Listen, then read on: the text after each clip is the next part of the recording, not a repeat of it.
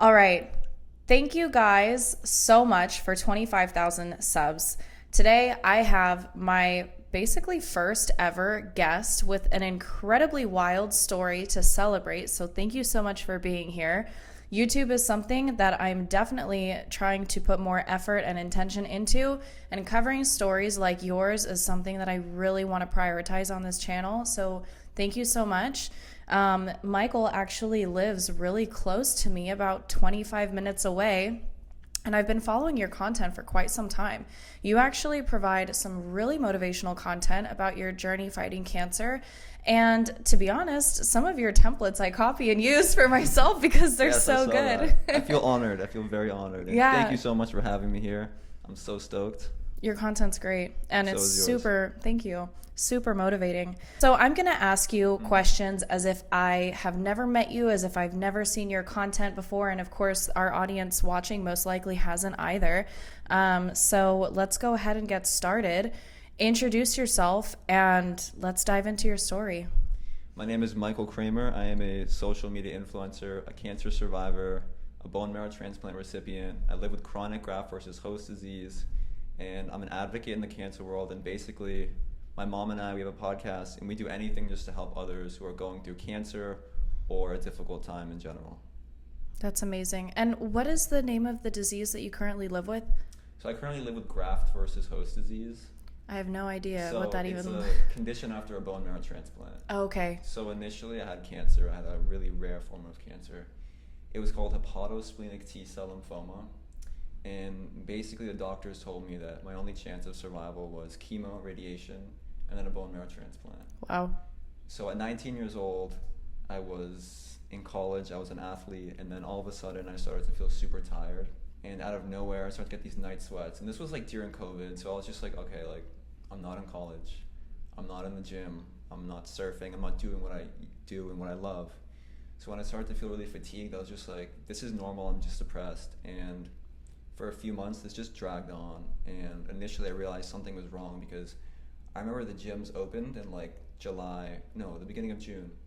And I went back and I literally just threw up in the trash can. I was like, this is not me. Like, I'm so athletic, so young, so strong. You were 19, and what year was this? This was 2020. This was 4 years ago. Wow. So it'll be 4 years in a month of being diagnosed with cancer. That's insane. Yeah. And that was one of my questions. I mean, the biggest question, I think the question that we all think of and that worries us the most is like, how do we know and what signs to look for? And with all cancers, it's different. Yeah, there's a lot of hypochondriacs out there, but if you had cancer, you would know. Really? Yeah, you would know because you would not feel like yourself. Like when I tell you I was fatigued, like I was fatigued. Yeah, especially as a 19-year-old. I mean, that's not normal to feel that level of fatigue. 19 is insane to find out that you have cancer, and you were going to college where? Eckerd College in St. Petersburg. Okay. Yeah. And so before you got diagnosed with cancer, where were you at mentally? What were your dreams and intentions? I mean, you know, who were you before this changed your life? I was actually on the Olympic development team for windsurfing in high school. We traveled the world competing, and I was actually in the best shape of my life before I got diagnosed. I went away to college. I was working out for like literally 6 days a week, always in the gym. I gained a lot of weight. I felt amazing. I dealt with a lot of anxiety growing up because I lost my father to cancer when I was 14 years old. So I started meditating in high school as a senior. This was a year before I was diagnosed, and I was meditating every day. I was working out, I was eating well, and you know, I didn't really know what I wanted to be. Like I did my personal training like certificate. I was gonna become a personal trainer or a lifeguard while I was in school, either one. And I was studying environmental science. I wasn't exactly sure what I wanted to do with that, but I know I wanted to do something with like climate change, etc. But I did feel kind of lost, and I feel like going through cancer in a way, it gave me a direction. So I'm kind of grateful that I went through it because it gave me like a solid purpose of what I want to do. I can definitely relate to some pieces of that. I wouldn't be here today if this didn't happen, if my whole situation didn't happen to me either. And I can relate to that too because even though I was a successful college graduate and I had really nothing to complain about, I myself even felt lost. And even now, I don't know if some of those lingering feelings still come. Like, you know, you're sharing this story of fighting cancer and what a miraculous journey you've had against, you know, really daunting odds. And I would say, you know, in my specific case, a lot of the time I look at my content, I'm like, no one cares about this. I mean, you know, stuff like that. I don't know if you ever feel that way, but those things can definitely creep up. But I think having faith really helps, and just sticking on the path. My friend was telling me, like, you're too late to turn back now. So it's like you already have all People care about your content. Like, people care about the content I make, and I'm not saying that to sound cocky, but I know it's true. It's true, yeah. It's true, and you have to believe that, or else the content's gonna feel worthless. Like, you have true. to believe in yourself, and maybe you have to gaslight yourself a little bit, but like, you have to do that. If you're doing something, you have to believe in it, and sometimes it's hard because we compare ourselves to other people. And that gets hard, but you know, you have to understand that what you're doing is from your own experience, and that's something that I think pushes me every day, is realizing that there's someone who's going through what I'm going through, or someone who's going through what you went through, and is gonna see your video and be like, you know what, like, I'm gonna embrace my scars because she is and he is. Yeah, which you're right. You're 100% right about everything, and I want to kind of get into later in the podcast if there's this like almost cathartic or healing component that you've experienced since sharing your social media journey, because I know that in my case, before I started sharing, it was the biggest elephant swept under the rug, and it was incredibly difficult for me to talk about. And in sharing and becoming a content creator through my experience, it's really helped me embrace and accept, you know, the suffering that I've had to go through. And so I want to circle back to kind of your entire medical timeline. So you're 19 years old, you're in college, it's July, and you're starting to feel really fatigued. So I was fatigued in March. I was diagnosed in July. It was March through July. That was the window of what's going on with me. I thought I was anemic. I Googled all these symptoms. I was like, I'm definitely anemic. And my mom and I, we went to our family pediatrician, and she was like, okay, you look good, but we're going to do some blood work. A week later, when the blood work came back, she referred us to a specialist at Nicholas Children's Hospital, who was her good friend. And then we went there. The guy who's, like, I love him, one of the best doctors ever, he immediately did some blood work of his own. He's like, you have to do a bone marrow biopsy, which is when they put you under anesthesia and they take a piece out of your bone marrow and really just see what's going on in there. And the next day after I went there, he did the biopsy, and they told me I had leukemia or lymphoma right away. Wow. Yeah, I was taken to the 6th floor of the hospital. I spent a week there. This was all of my mom. My mom was with me through everything. Like, she's the reason I'm alive, by the way. Yeah. And literally, I had a port placed in the next day. I was going to start chemo, but they couldn't figure out my diagnosis. So after a week of blood transfusions, a million blood tests, all these scans, they sent me home. And for 3 weeks, we were in and out of the hospital until they officially diagnosed me with hepatosplenic T-cell lymphoma, which is liver and spleen cancer, basically. That has a 15% chance of survival, and usually it's like an 8-month prognosis. It's a very aggressive and quick cancer, and I was so lucky that I was diagnosed, because most people don't get it diagnosed because it's so rare. People end up getting misdiagnosed, or the doctor dismisses it as something else, and they don't get the proper treatment. Wow. But the doctors I had sent out my biopsy all over the US to like MD Anderson, all these cancer sites, and they diagnosed me. And immediately when they found the diagnosis, I was in the hospital for a week, chemo, 3 months of chemo, and then a bone marrow transplant. Wow. Yeah. And so the difference in your treatment, or with your cancer, treating your cancer versus, you know, anyone else going through chemo and radiation is because you need this bone marrow transplant as well?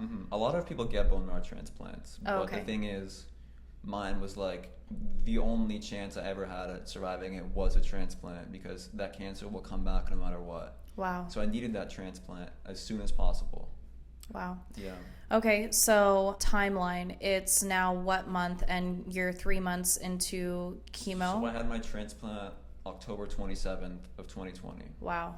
So super rapid. August, September, and October, that was chemo, and then radiation and chemo were the end of October, and throughout the beginning of November, I was in there for my BMT got out of there. I was out in the hospital for 6 weeks because the transplant's a process where you have no immune system. The whole idea is they kill your old immune system. They basically give you chemo and radiation to just knock down your white blood cells, make it zero. So when you're in the hospital, the thing is, like, you're in this super sterile environment. You have zero white blood cells, which means any infection, like, you're dead. Yeah. Like, yeah. So you have to be, you're literally the boy and, like, the bubble boy, you know? Like, it's very scary to be at that level. So in the hospital, everything is so careful, and it's so crazy to be in a room, and they're like, you can't even leave the room to walk the hallway. Right. That's how intense it was for those 6 weeks. And then after that, you know, that's when the hard stuff started happening. I mean, the chemo and radiation was hard. As if that wasn't hard enough already. Yeah, it was horrible. You know, I could tell you about my hallucinations in the hospital. No, tell me. I would like to hear. I want you to go really in depth. Okay, I'll go really in depth. Okay. So, every minor detail counts. So I had total body irritation, which I was scared shitless for. What is that? Because it's a form of radiation. Okay. And I had it at Miami Cancer Institute down in South Miami. And I had a simulation of it, because what they have to do is they put you in this, picture this gigantic room with this humongous laser beam pointed at you, and you're getting radiation, you're literally getting radiation, like poison onto your body in this room alone with these doors shut, and you're just in there alone, and like no one else can even go in that room. That's how toxic it is, and you're the one receiving all that. So you have to do a simulation because they have to set up lung blocks, because the radiation, they didn't want it to hit my lungs. So I felt like I was a science experiment. Like, I wrote about this in my book. Like, they literally had like 5 or 6 people like measuring my lungs, putting these lung blocks, and every time before they started the radiation treatment that I had for 4 days, they would literally come up to me, take 5 different x-rays of me in the room, and then they would start the treatment. Like, treatment was like an hour-long process, even though radiation was only 15 minutes total, twice a day. Yeah, it was crazy. Like, that was the hardest treatment I had to do, like, physically, because you had to stand through it. Like, you had to stand. You could not move. You moved an inch, right to And restart. what does it feel like? It feels like nothing. Oh, okay. Like, you don't feel the radiation hitting you, but after, like I have pictures, like, my face was red. Yeah. Like, you get red. Like, you're literally getting radiation. It's like... You're getting fried. Yeah, you're getting fried. Wow. Like, That's unbelievable. That was tough, yeah. And, okay, so that's the physical part of what, your first 6 months almost? Yeah. Okay, so walk me through how you're feeling emotionally through this timeline. What do you feel the first day that you find out, or the second that you have to go to the specialist? What's going through your head? Or are you like, yeah, I'm 19, there's no way I have cancer, this is BS? So at first, the doctor told me I had cancer, and during that 3-week period where I didn't know my diagnosis, another doctor gave us false hope and was like, you might just have like an infection or some sort of virus. Wow. So I kind of had this false hope that it was a virus, but then I talked to the doctor that diagnosed me with cancer, and he's like, no, you have cancer. So I found out I had cancer, and it was so fast that it was like there was no time to process it. And I remember I was trying to do school online, and I had my first class, and that day I had a bone marrow biopsy, and I had anesthesia. So I get awake from the anesthesia, my mom drives me home, we come home, my mom goes to the grocery store, I hop on the Zoom meeting, I'm there like bald, I don't put the camera on because I look like shit, I'm bloated from the steroids, my face is huge. Yeah, facts. And literally I finished the class and I just start bawling, crying. I'm like, I have cancer. Like, it didn't hit me till like the end of my first round, because at first it was just like, okay, I have cancer, let me deal with this, whatever. And it really hit me like a month later. I was like, holy shit, like, I'm bald, I lost all my muscle, I have poor white blood cells, if I get a fever I have to go to the hospital because I have a port. There was just so much going on. I always say this, I can't change what happens to you, but you can change how you react. So I was like, this sucks, I have no control over anything, I'm going to try to live the best life I can while going through this. So I did the things to keep me happy. I can exercise, I tried to see my friends when I could. I did everything I could in my power to, you know, make it a decent experience. Obviously it sucked. Yeah. And it still sort of sucks. But, you know, you have no choice. Like, I knew I had to survive this. You know, I lost my father, so that was like, I'm not going to die. Like, I'm not going to die. Yeah, so I wanted to ask you about that too. I did see that you lost your father to cancer as well. You were 14 years old when that happened. 14 years old. And is there any relation between the kind of cancer that you had and what he had?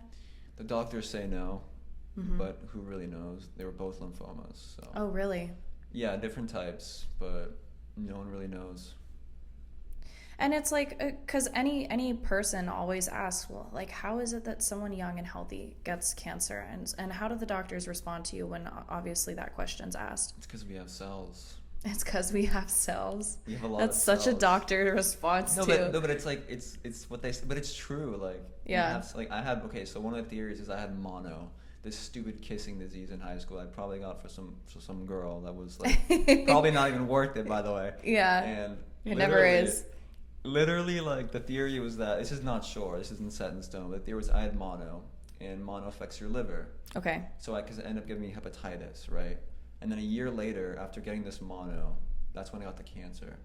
So when I had mono, it was really, really bad. Like I was sick for 3 weeks, out of school, horrible, and I had to go to the ER because my liver was not doing well. Oh wow. And the theory is my body never stopped fighting the mono.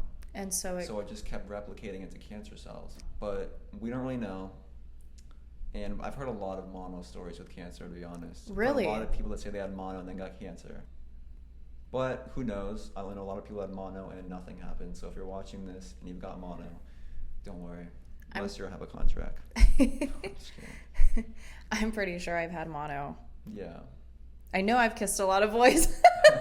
But I think we've all had mono. Yeah, right? Like Yeah. That's actually wild. Cool little fun fact then. Yeah. I would have never assumed a relationship potentially between mono and cancer. Okay, so let's get back to the timeline. Okay, so we're in the transplant right now. You want to talk about that? Yeah. Okay, so the radiation, and then after radiation, I'd have more chemotherapy, and they gave me extremely heavy doses of chemotherapy. Like, they give you the highest doses of chemotherapy basically a human can like handle. Oh wow. In the transplant, because they want to completely destroy your old bone marrow, so they can be completely wiped out, eradicated. How do they transplant it? Like, what is this process? It's the easiest, boring process ever. Like, it really literally looks like a blood transfusion. Oh my god. Like, you're literally sitting there, they give you Benadryl, you're knocked out, and then you just get a blood transfusion. But it's the weeks and months after that are like, it's art, because it's a humongous balance. Like, you get this transplant, and that's not it. Like, it's a whole new immune system. Like, imagine putting a whole new immune system into someone and not putting them on anti-rejection meds. They're dying in a few days. So immediately, you have to be put on all these immunosuppressants. Yeah. A ton of them. And in the beginning, it's like, that's the most important thing is the immune suppressants. And what is it? Steroids or what? So, it's this medication called tacrolimus, which is like the main one. And then I was on steroids for a long time. Steroids like are always part of some treatment for the transplant or graft versus host disease, and they are the worst. Yeah. The worst drug ever. I know. Yeah, I was on prednisone. Prednisone is the worst. Prednisone ruined my life. Mine too. I was on prednisone before I got my diagnosis of mycobacterium, and what it actually does is makes the mycobacterium grow like crazy. Like it puts the bacteria on steroids instead, and you feel great. Meanwhile, this disease is just growing within your body, and so that's what happened to me. And my face got so big after being on. They say my face was bigger. I saw your photos. Mine was way worse. I saw your photo. You did not look that bad. I've seen way worse. I haven't really put out the bad, horrible photos yet. But yeah, I was. Yeah. Yeah, I remember going through it. Even being on treatment made my face big too. And I remember a lot of the time, I don't know if, I'm sure it's difficult for everyone. I know that it was especially difficult for me because I'm a woman, and obviously we take more pride in like what we see in the mirror, and there's just so much pressure. And so I remember just seeing myself like just wither away in front of my eyes, and it was a huge mental toll for me, to the point where there was so many times where I didn't want to even look in the mirror because it was just a reminder of what my body was going through. I totally feel that. I was on steroids for almost over a year straight. Yeah. I could not imagine that. Yeah, it was like 6 straight months at one point. I went off of it, back on it, off of it, back on it, and it was like about a year and a half. And so emotionally on steroids, how did you feel? The first few times it was fine, but the last time was horrible. It threw me into a huge depression. Steroids, wow. I mean, I was on just a high dose. Like, I don't know if you know the doses, but I was on like 60 milligrams twice a day, which is like 120. So there was no sleep ever. Like I was sleeping like 2 hours a night maybe. Wow. Like taking sleeping pills to sleep because I could not sleep. And even the sleeping pills didn't work. It was crazy. Like, it was horrible, the steroids. That's miserable because if you could just like sleep away life while going through a horrible time, I mean, that's my way to go. You know what I'm saying? I can't do that. I wish I could, no. Yeah. No, I can't. Wow. And you can't. You have to take your medications, you have to go to the hospital, like... Yeah, 2 hours of sleep. God, that's so hard. It was miserable. After the transplant, you developed this really hard to pronunciate... Graft versus host disease. So the graft is like, the donor stem cell is the graft. And then versus the host is me. So it's really easy when you think about it. Like, the graft is the bone marrow transplant and the host is me, GVHD. Okay, so basically you got the transplant of bone marrow and your body rejected it, or it does not like it. So the body didn't reject it, but the bone marrow rejected my body, which is fairly common because the bone marrow from the donor was like, this isn't me anymore, this is a random person. I'm going to start fighting like I would do to any virus that comes in my body. I'm going to fight it. So initially it attacked my skin, which ends up being like these mirror rashes on your thighs and stomach and arms. And they put you on steroids for that. So I was on steroids for that right away. Wow. And then it attacked my gut, which is, I don't know if this is going to get, can we get a little like real and gross in here? Okay, so GI-GVHD, which is gastrointestinal graft versus host disease, is the most disgusting one of them all. It's horrible. It's like whatever you eat comes right out of you. So you go to the bathroom like 10 times a day. Like, I was diarrhea, like literally liters. And straight to the ER after a few days, lost like 15 pounds, right on steroids, because that's the only way to stop it. And it was so bad, the doctors, they're like, there's a very low chance he's going to live through this. Like, there were so many times when I almost died. Like, I didn't even tell you about the story in the transplant when I almost died. Tell me. So when I was on the transplant, from the chemo and radiation, it was so intense, I developed like engraftment syndrome from the bone marrow transplant. And I had such bad hallucinations, and my heart and lungs were swelling up so much that they were worried I was just gonna die. Like, they were so worried, like I needed a miracle. Like, I was in there and I'd be like closing my eyes, but I would be seeing, like, even though my eyes were closed. And then I'd open them, I'd be like, oh, this is reality. When my eyes were closed, I'd be like this, like on my phone doing whatever. And I'd be like, why is my grandpa here? No one was there, obviously, except my mom and the nurses. It was crazy. Like, I don't even remember most of it because I was so sick. And they immediately put me on this super high dose of intravenous steroids, and that saved my life. Are you serious? Yeah, like, steroids saved my life like 5 times. That's insane. Yeah. Okay, and so what about the physical pain? Like, on a scale from 1 to 10. Physical pain it was a 10 a lot of the times. Like, you get these horrible mouth sores, and right. The sores go everywhere from your mouth to your anus, which sounds horrible, but it's true. Yeah. Like, you literally, like, I would wake up in the middle of the night because I couldn't breathe because I had such bad mouth sores in the hospital. Oh my gosh. Like, your mouth would be bleeding because of the mouth sores. And what causes that? The chemo, because what it does is it wipes out your white blood cells, and having the white blood cells, like, your mouth isn't, like, it's not gonna have, like, build up I forgot what it's called, like the gums and all that stuff. Yeah. But yeah, when you have low white blood counts, your mouth is destroyed. Wow. Yeah. So the physical pain to me is not that bad because, they put you, I had a PCA pump for morphine. I was on a drip of morphine like the whole time. Oh, that's amazing. It's not amazing. At first I was like, I'm not going on it. I took a doctor that convinced me to go on it. Like, I'm not going on pain meds. I don't need pain meds. I'll be fine. And they forced me to go on it, and I'm happy they did because without it, I don't know how I would have made it. Yeah. Everyone who has a transplant is on the drip of morphine. I had a morphine drip too in the beginning of my hospital stay, and I don't know if I would have been able to withstand the pain I was going through if it wasn't for that. Yeah, I don't remember much.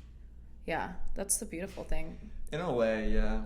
There's like this motivated forgetting aspect, and it's really hard to kind of like tap in. In my experience, it's really hard to like tap into the physical pain because I don't know what it was like for you. Obviously, it was 10 times more painful than anything I've had to go through, but I can't reimagine like that level of pain. Like, I remember being in pain. I remember screaming. I remember, crying. I remember all those things, but like I can't like re-evoke the memory of that pain and re-feel that physical pain. Everything's scary until you do it. You know what I mean? Like, yeah. Thinking back to all the pain I've been through, like, I had my knee replaced like 4 months ago because of steroids. And I was like, oh, pain is so bad. And like, I went through it and I was fine. Like, I'm still in a lot of pain. I still deal with the pain, but Really? everything's like a feeling, you know what I mean? And you can always manage those feelings somehow. And that's what I think I get through everything and still get through everything I'm going through, just by realizing like, okay, everything's a feeling. Feelings are temporary. This will get better. And that's kind of the mindset like I've adapted over the last few years for sure. I love that. So why did you have to get your knee replaced? Because of the steroids. So steroids, while doing bad things to your gut, also do bad things to your bones, including osteoporosis and avascular necrosis. So vascular necrosis is death of bone tissue, so there's like no blood flow. So what they have to do is just give you like a new joint, basically. Like I have to they want me to maybe get my right one replaced, but I don't have pain, so I'm not gonna do it. Mm-hmm. But I had the left one replaced because it was horrible and so much pain all the time. And I have it in my elbows and shoulder, basically through my whole body I have necrosis. Wow. So yeah, I'm like an 80-year-old man is what I always say. You know, whatever. I'm alive.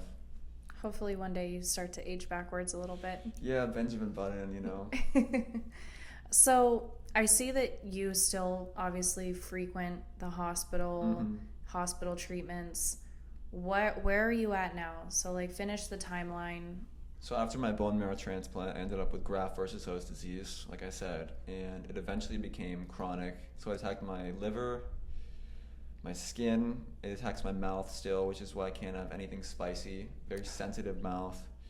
And my GI is still affected, not as much though, so it's better, but still it's attacked a lot of places and ruined my life in a lot of ways. And for the graft versus host disease, my liver got so bad that, you know, we were literally talking to like palliative care at one point because we're like, we didn't know I was gonna make it. I had a bilirubin of 36, which if anyone out there really knows what bilirubin is and the normal counts for it, it's from like 0.2 to 0.7, and then 36, not 3.6, 36. So it was insanely high. It was crazy. My liver was failing. They put me on, I tried like every single medication for graft versus host disease. I've been on it. Every immunotherapy, every single immunosuppressant. I still take immunosuppressants, and to this day I'm still on treatment. For graft versus host disease. Yes. Of my liver, skin, GI, and mouth, and somewhat eyes. And do they say that it's going to be like this forever? I mean, what's going on? So it's chronic graft versus host disease, which means it's going to last a long time, but it could possibly go away. And what's that possibility? I mean, no one knows. Right. Like, they it don't could go away, and then but I'd still live with the long-term effects. Or it could get worse, or I could relapse. Like, there's like a million scenarios here. Like, I could relapse, boom, have to deal with cancer again. My GVHD can get worse, and it can get in my lungs, which is like my biggest fear, because lung GVHD is like the worst, and you basically have to get a lung transplant. But I'm not thinking about that. Yeah. Just dealing with what I have now. I'm very stable right now.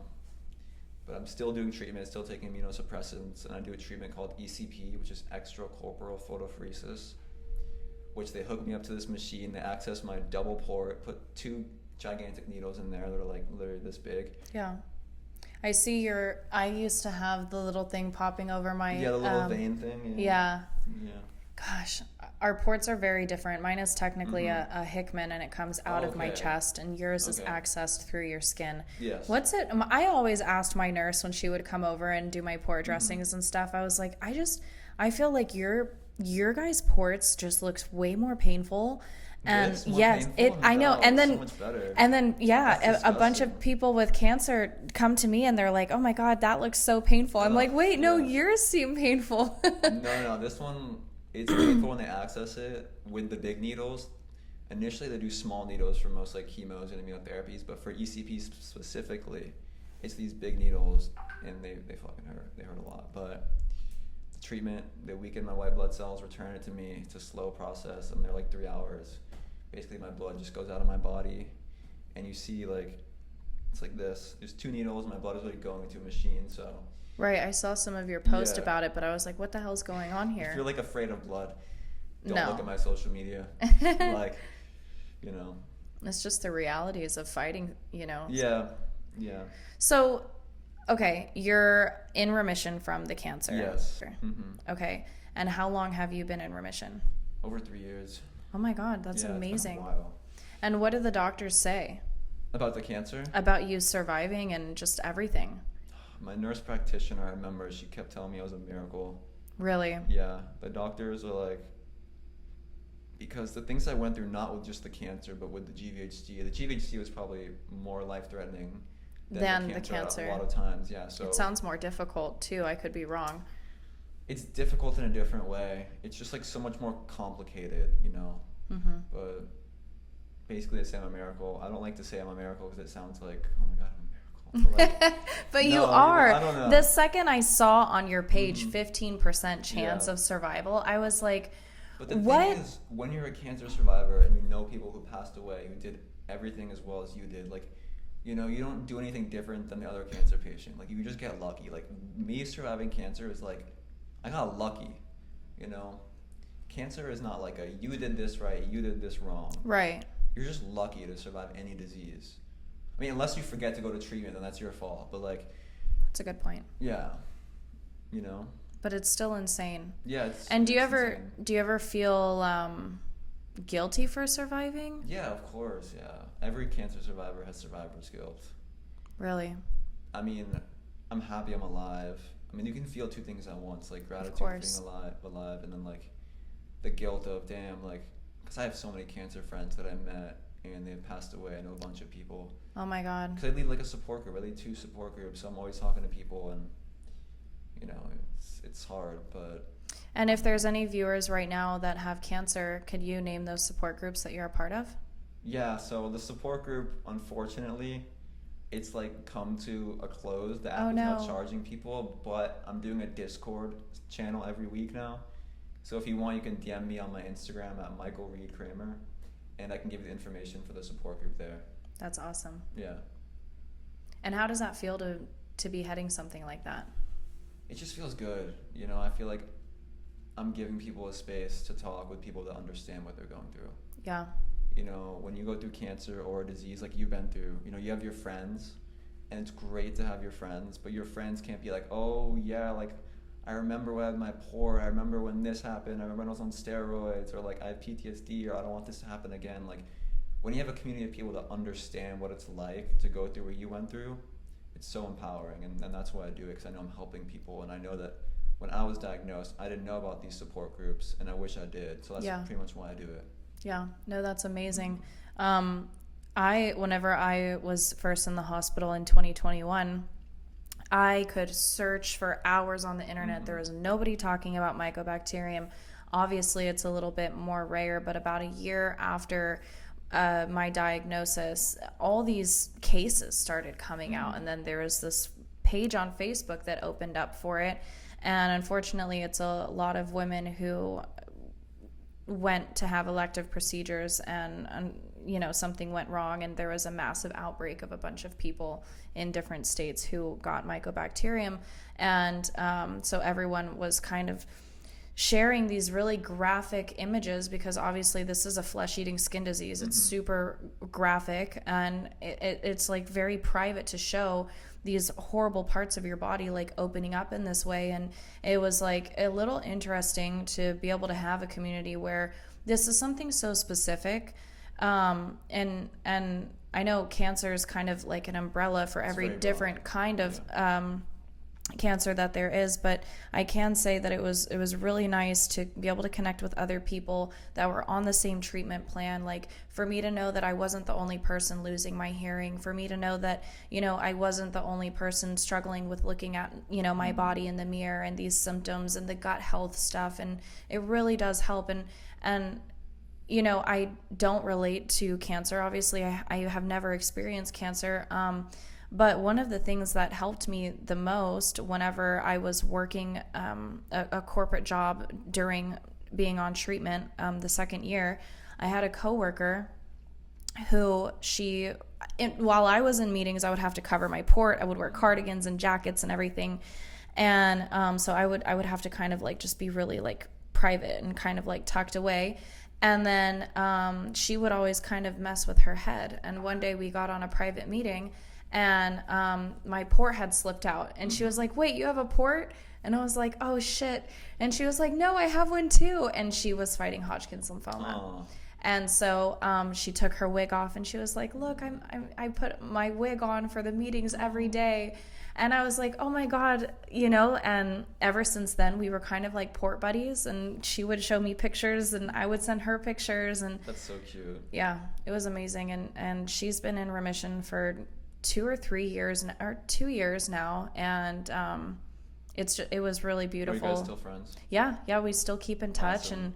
And she's doing a great job running marathons now. Wow, And that's impressive. yeah, she's raised money in a couple of her races, and it's just really beautiful. She wasn't super vocal about what she was going through, obviously, and that's to say, like, not everyone who goes through a difficult time like this has to be vocal about it. What you're doing is incredibly courageous, and I think also extremely necessary, just because you are this young guy who had everything.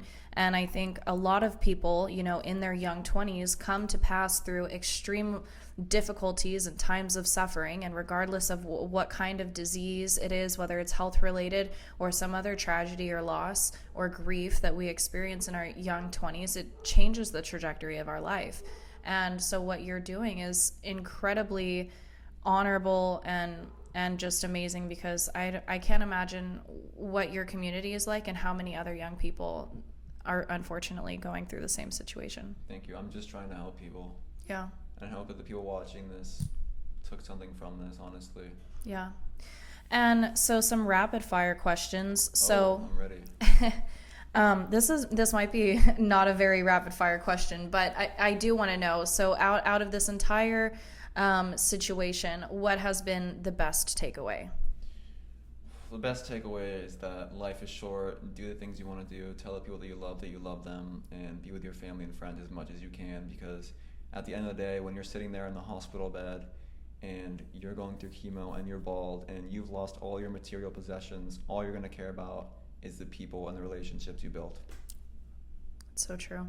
Yeah. That's really well said. Yeah. And what is the worst? The worst? What do you mean? Like the worst? The worst part of all of this?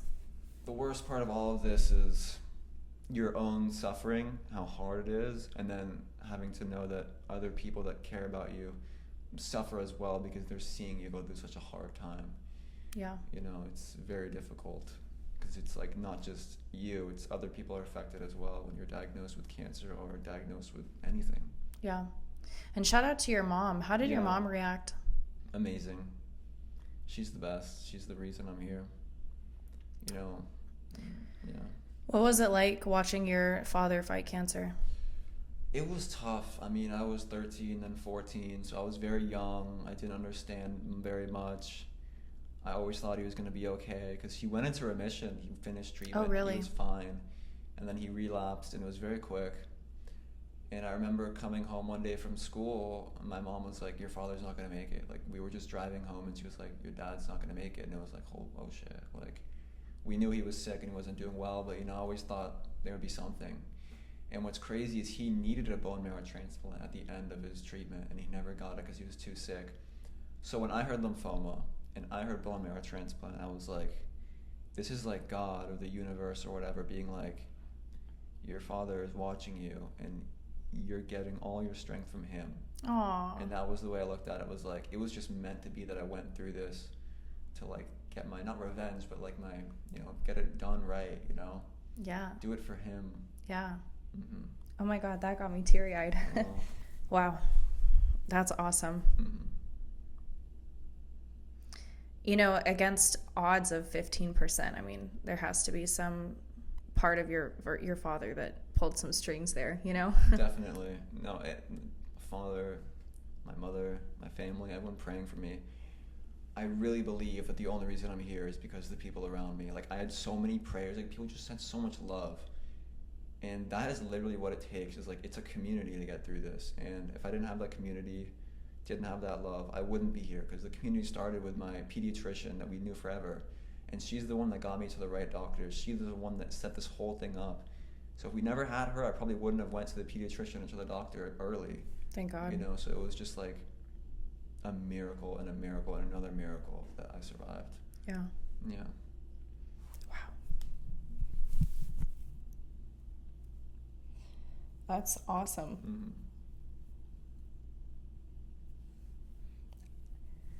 I don't really cry as much as I used to, but I will say, like, after hearing a lot of stories and sad stories, certain things just hit your heart different. I get it. Yeah. I get it. Definitely changes just your entire outlook on everything, your entire outlook on life. It really does. Yeah. I cry, but I cry more in private. You know, when I do these like talks and podcasts, like my therapist even tells me this. She's like, well, it's easy for you to separate the emotional side of it from like the real, you know, because like when I talk about this, I'm not talking really like too emotionally sometimes. Sometimes I just talk like the facts. But it is very emotional. Like I do cry about this a lot. I'm not like an emotionless person, but yeah. Well, and that kind of goes to my point of social media.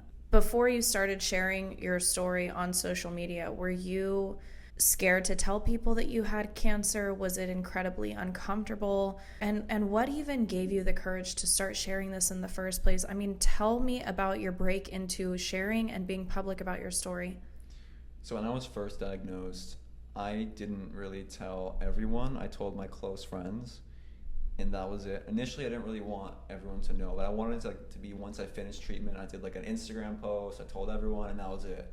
My goal was like, all right, I'm going to get the bone marrow transplant, and I'm going to be fine, because that's what I thought was going to happen. I thought, wow, it's only going to be a few months of treatment, and then I'm going to get back to the gym, go back to college, go back to surfing. Yeah. It didn't happen. And I remember my first hospital admission for the GVHD. My brother came and visited me, and we're huge Miami Heat fans. So my good friend, he actually bought us like these 2 Heat jerseys while I was in the hospital. And my brother and I, we both wore them, and we were both lifting weights, like doing some curls and some shoulder presses in the hospital. And my brother, who was like getting into TikTok at the time, because he was like this gym rat, and he's like, I want to be TikTok famous. And he's like, you should post on TikTok, bro, you have a great story. And I was like, I don't know, bro, I feel weird. And he made a video with me on his TikTok, and it blew up. So I was like, wait. What was the video? It was a video of us working out in Miami Heat jerseys, saying like... In the hospital? Yeah, saying I had cancer and I'm a huge Heat fan. And send me that video. Yeah, I'll send it to you for sure. Like the Heat found it, like Udonis Haslem, one of the players found it. Wow. We ended up meeting him. Like, I met him like 3 times. I met like another Heat player too. They're super cool. Like one of them came to the hospital to visit me, Bam Adebayo. So shout out to Bam Adebayo. Are you serious? Udonis Haslem. Yeah. That is amazing. Yeah. And Steve Stowe, the manager of the Heat, he's the real one. Wow. Yeah, the Heat organization. I was also on like Duncan Robinson's podcast a little bit, like a feature. I don't know if you know who that is, but he's one of the players on the Heat. So they're all super nice guys, super genuine. I love hearing that. And once let me know if they can get us tickets. Yeah, I've tried, bro. I've been to a few games, but it was because of other people. Oh, damn. But yeah, then once the video kind of blew up, I realized people were reaching out to me who had cancer. And I was like, oh my God, I can connect with so many people who have cancer or have been through a transplant through social media. And it was just like TikTok. And also my mom, when I was first diagnosed, I don't know if you've seen the video, but my friends, we all shaved our heads together.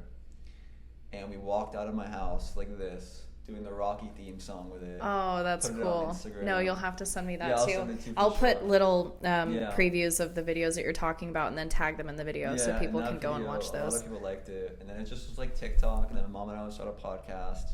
Then we started speaking. Then we started working with organizations and pharmaceutical companies and cancer foundations. And it's just like, now I'm here on this podcast. Mm-hmm.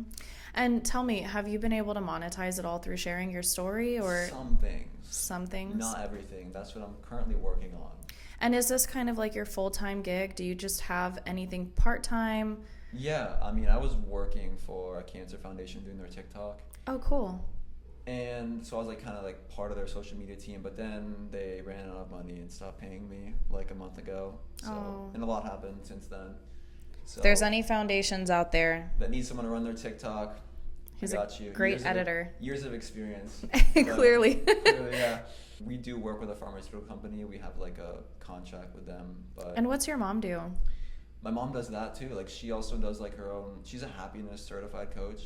Oh, cool. So yeah, she has like her own like things she does. She does like happy for no reason. She does like webinars, and we also do Michael and Mom. We do our work together. We give our speeches together. We work with the pharmaceutical company together. She's the caregiver. I'm the patient, and we speak together. We do all these things together. So we are a team. That's amazing. Yeah. Wow. Yeah. What's your mom's name? Ashley Cramer. She was if you're in Miami, you'd know her because she definitely taught your kids. She's taught like everyone in Miami. Oh, really? Yeah, she taught early childhood education, music. So like she had a studio in Miami before I had cancer. She had this studio in like Little Havana and then Midtown. So she was all over the place and taught like everyone's kids. So whenever we go to a grocery store, it's like, oh, it's Miss Ashley. Wow. Everywhere we go, she's famous, and she also was a dancer on tour and released an album in France, but we'll talk about that later. So she had a whole crazy life before all this. Yeah. Yeah. As I'm sure you probably did too. I mean, Yeah. windsurfing, you said? Yeah, Olympic development team, all that. Wow. It was cool. Fun while it lasted. Mm-hmm. And so, do you have expectations for your future? Are you a take it day by day person? I mean, where are you now? Both. Okay. Both, I had my knee replaced. I'm still doing treatment every few weeks. I'm in physical therapy. I have a lot of hospital appointments that I just have to go to for I just had my skin biopsied because there's my skin color seems a little weird on my back, but it came back nothing, so I guess it's fine. But yeah, the goal is speak, podcasts, help people, support groups. I'm doing a digital marketing course right now, just stuff like that. Yeah. Okay, has faith played a role at all in your entire approach to all of this? Like God and stuff? I'm not religious, unfortunately. I know a lot of people probably are. A lot of people do find faith and stuff like this. I've always been a big believer in God, and I did pray a lot, but I wasn't reading the Bible and going to church. But I also believe in the universe and the power of prayer. So it's a mixture of I believe in God, but I'm not really Christian. Yeah. But I also trust in the universe, and I'm very, very spiritual, very meditative. I meditate every night. I write down in my journal every day. I manifest things. I sound like a girl who has chakras. No, you don't sound that way at all. And there's there's so much power in spirituality. You don't have to be a religious person. But to tell you the truth, my nurses were very religious, and they made me sort of religious for a bit because when I was really sick and basically dying, they came into my room every night and prayed for me after the shift. Wow, that's so beautiful. Yeah, that was... I can't believe that. So there's been a mixture of everything. Every religion has prayed for me. And, yeah. Yeah. Regardless of what your beliefs are, I think there's immense power of prayer and just asking, God and the universe to guide you and to help you through what you're going through. And it does give you kind of this sense of discernment, and it gives you this sense of peace a little bit. I don't know if you agree with that, but... Yeah, it does, for sure. Yeah. That's really beautiful.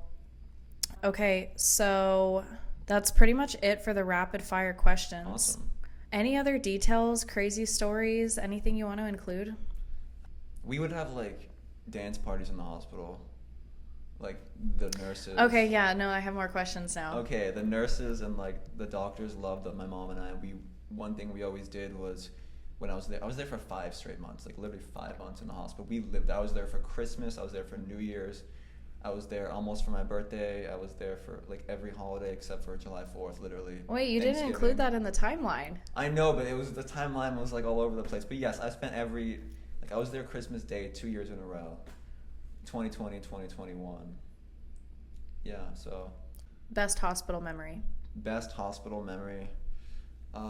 This is going to sound so messed up, but I was on opioids for a while because I had a lot of pain after my gallbladder removal, and there was a resident that's when you're trying to become a doctor. He was in his residency, and we didn't really like him. And he was so stubborn because every time I got the opioids, I would throw up. He's it's on your head, it's on your head. So they gave me the opioid through the IV, and he's looking at me. He's just breathe. And I have this bucket in front of me just in case I throw up. And he's just looking at me right in my face. I just barf in his face. Not on his face, but right in front of me. He's right there, and I'm just oh barf right there. I'm it's not in my head, bro. The opioids make me vomit. And that was a really funny story. Why was he denying that there was a correlation? I don't know. People are crazy. Damn. And then I had another resident who messed up my steroid dose and gave me double the dose. So that made me go absolutely insane. Oh my God, what was that like? That was horrible. When you say insane, what do you mean?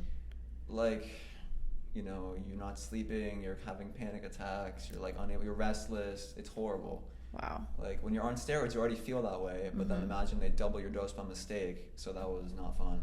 Wow. Yeah. Worst hospital story.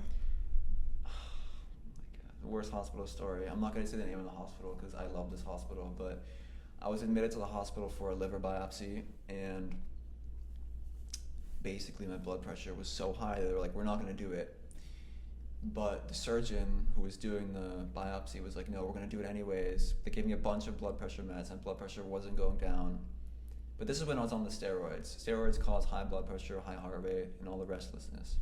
I was on this super high dose of steroids, and I go in to get the liver biopsy done. I'm fully awake, which was really scary. There's this huge needle going into my liver. And then I get upstairs after the biopsy, and that night I didn't sleep one drop because the doctor came in, and he's like, you're having heart failure and your liver is failing. And my liver wasn't failing, it was close. My heart wasn't failing either, but my heart rate was very high, and so was my blood pressure. So he's like, your heart is failing right now. And I was like, what do you mean? Like, am I just gonna die? And then the doctor never came back, and I was transported to Nicholas Children's after that because I was at a different hospital with this random doctor who didn't know me said all this. And then at Nicholas, they told me I was okay. Wow. But like they told me I was like literally dying, and I was like, oh my God. So when you get transferred to a hospital, because every time I had to go into hospital admission, I mean, I was in triage for hours. Do you like hold some type of priority where they don't make you go through that kind of hell? Cancer patients do. Okay, that's good. It's like a privilege. Like when you go to the ER and you check in, like they're like, okay, you're an oncology patient, we're gonna rush you. Oh, thank goodness. Which is good because you need it. Things get very, very serious quickly. Yeah. Yeah. Wow. I know, because I'm like, well, outpatient in my experience was terrible. I mean, I had to wait hours just to... I mean, outpatient, even now, you still wait a long time as a cancer patient. But when you're getting admitted, like, it's pretty quick. Okay, that's good. Yeah. And so tell me about death, facing death, fear of death, your change in mindset or approach towards the idea of death. I saw this quote on Reddit, actually, and it said something like, death is, like, when you're dead, but when you're alive, you're alive. And when you're dead, you're not really going to be thinking that you're dead because you already were dead before. So it's like, you know what I mean? Like, death is just, like, it's not, like, you know, it's there. But, like, this is life. This is what we have right now. And I've always been one of those people that's like, I'm alive right now. One day we're all going to be dead.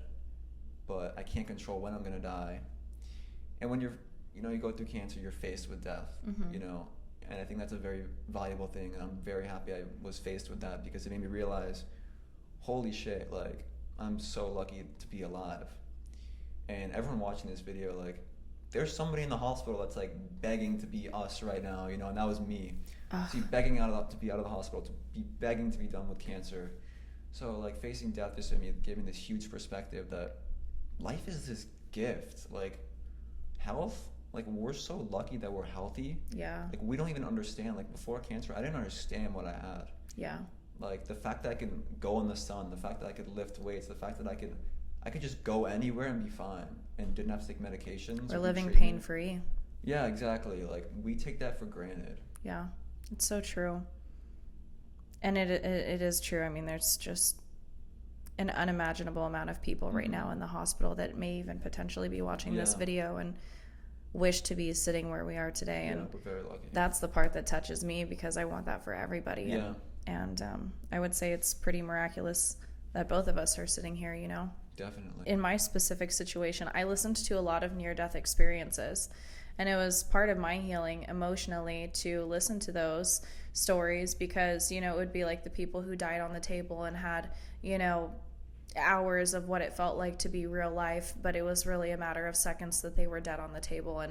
And there was really just a number of miraculous stories that I heard about, you know, this light and how good they felt and, you know, feeling reconnected with themselves. And it's just something to consider in the idea. And, you know, of course, like in many cultures too, it's like, you know, when someone passes and when they die, it's like, okay, they're in a better place now. That's like very common in what we say. And I remember in my specific situation too, I was kind of just like, well, if it happens, it happens. I wasn't really like now that I'm so far removed from being in the hospital, it's been 2 years since I was in the hospital, and it's been 2 years since I was in like a really extreme condition to where that was even a thought in my head. But I could die tomorrow, you know, I could get in a car crash, Right. crazy things happen. And unfortunately, my dad loves that line. He's always like, I could die tomorrow. My dad's, I always say that too. yeah, my dad loves windsurfing and parasailing. Oh, really? That's cool. Yeah, no, he's a daredevil. Is it kite surfing though? Or is it windsurfing? No, he does powered paragliding. So Okay. he's like super high up in the air That's doing cool. that now, but he used to windsurf. But yeah, so my dad would always say like, you could die tomorrow, and I remember being like, well, what if I die? You know, like crying to him and stuff like that, and he's like, then you die. And it's just not something that we can really like overcomplicate. Mm-hmm.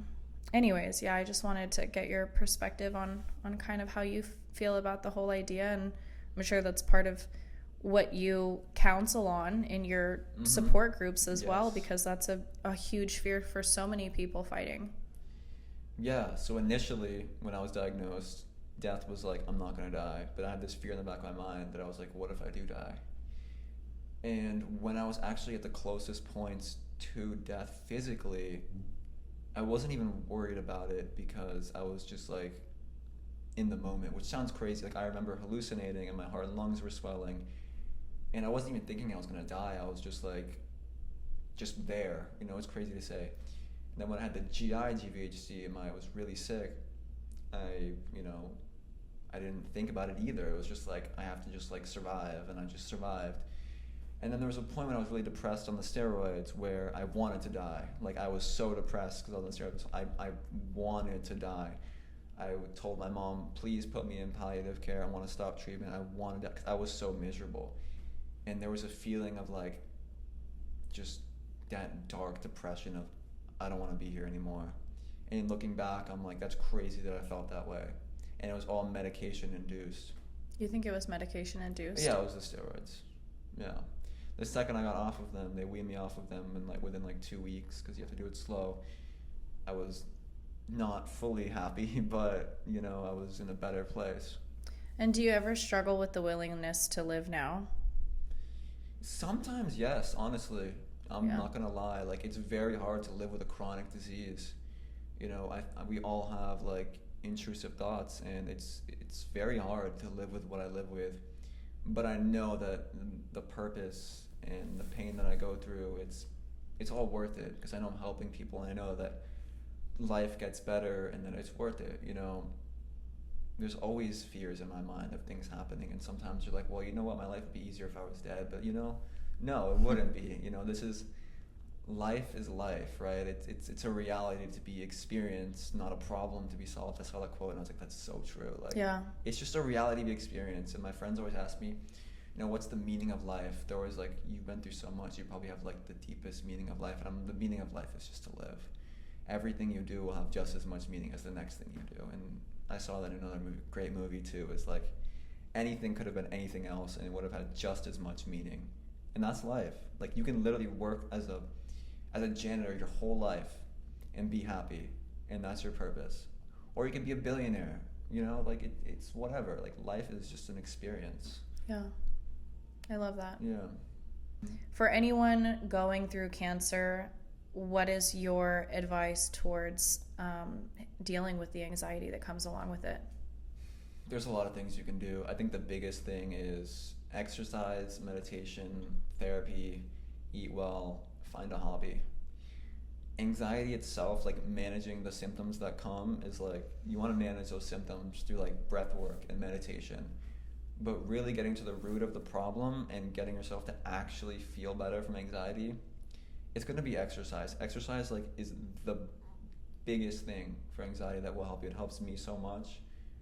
Go outside, take a walk, get some air, you know, get a different perspective, do something you love, find a hobby, find something that gets you in the present moment. Like, if you can do something that puts you in a meditative state every day, whatever that is, if it's surfing, if it's painting your nails, if it's making content, like whatever that is, find that thing and do it, and that'll help with your anxiety. But also go to therapy. I've been in therapy for like a few years now. It helps a lot. You're doing talk therapy? Yeah. Cool. And how is that? Good. it's very good. It's very helpful to have like a professional who, when I'm like, oh, I have this problem, they're like, well, that's because of this, and like you have to do this, and this will help, and yeah. Yeah. I will say, like, the parts of talk therapy that I can really appreciate are like the application based therapies that we can do in like our day-to-day life. Like, you can show up to your 1 hour session weekly, but if you don't take away like an application or things that you can implement in your day-to-day life, then it'll reach a plateau, I think, at some point. This is one of the things that I talk about because, you know, in the very beginning of my situation and my own journey, it was incredibly difficult. There was so much shame, and I was so embarrassed to admit what I was going through. And I could not get through even the smallest details of my story without bursting into tears. Because of doing some of the therapies that I've done, including journaling and journaling exercises, I've been able to reach a point to where I can get through my story without crying even today. Sometimes I still will, just, I guess, depending on how it touches me that day. But I think there's a lot of power in the practice of talking through what you're going through.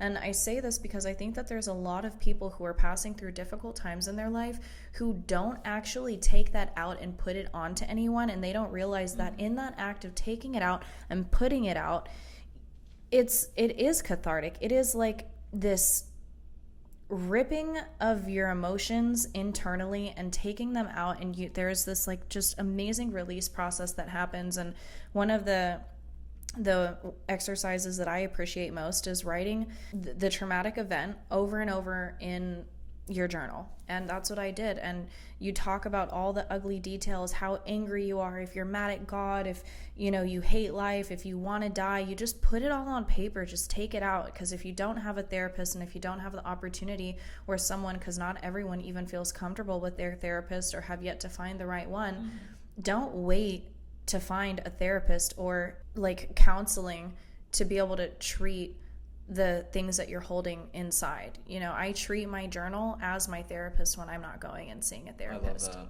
that. Yeah. Me too. I journal every day. I've been doing it since I was diagnosed. Oh, really? Yeah. What do you write about? I literally, okay, so this may sound pretty dumb, but like I feel like my memory sucks since cancer. So I literally just write every day what happens, because I'm like, what was I doing a month ago? And I just look back like, okay, I was doing that. So I write down every day what happens and kind of how I'm feeling and like what I'm going through, and it's just like, it's become a habit. Yeah. And at night, because I write it in like a Google document on my computer. Oh, nice. But I also have like a physical journal that I just write upstairs in my bed before bed sometimes. Just like when I'm mad, I'm just like, this fucking bullshit, like I hate this, and then I'm just like, okay, it's there. And then you kind of feel lighter. Yeah. Yeah. I did it the other night, exactly what you just did, writing down the things I'm like scared about or anxious about. Yeah. Yeah. I don't journal as much as I should. I've kind of been going through a low period with my journaling and everything. But yeah, I love that. And I can't imagine what it's like, you know, obviously dealing with cancer brain or whatever you want to call it. Yeah, chemo brain. Yeah, that's what they call chemo it. Brain. I also experienced like the worst brain fog, and to this day, I mean, I was such a sharp girl like before this happened to me, and it's a major insecurity that I live with even in my day-to-day life, because I want to be smart, I want to be sharp, I want to be just boom boom boom on top of things. And you kind of just have this blocker, like this fog, because obviously I'm still on medications too, just oral ones, and you know they do have not as much of an effect as the heavy medications, but they do have an effect. And, you know, sometimes I question, I'm like, oh, am I ever going to get my old brain back? Like, you know, I feel insecure often about the fact that I don't remember a lot of my life. I should probably start writing down the things that I did. Seriously, I think it's a great thing to do, because then I remember, I was like, oh yeah, now I remember. Yeah. So I look back on it. That's a great practice. Yeah. So that basically wraps up our time. Awesome. Is there anything that you would like to add? Any pieces of the story? I think we're good. We can go on for hours, but this will be it.